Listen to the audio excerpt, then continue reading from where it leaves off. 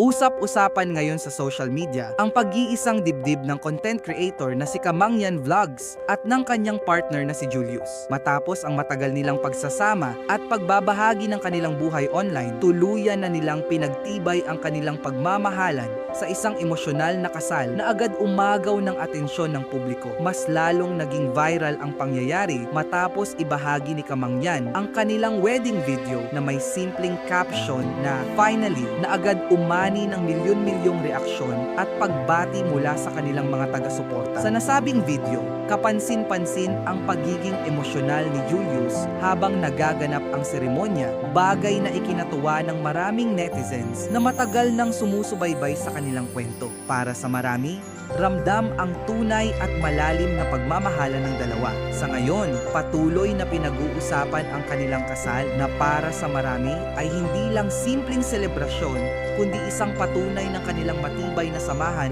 at pagmamahalan. At kung gusto ninyo ng mga balita at trending na usapin sa social media, huwag kalimutang i-follow at i-like ang aming Facebook page para lagi kayong updated. Salamat po!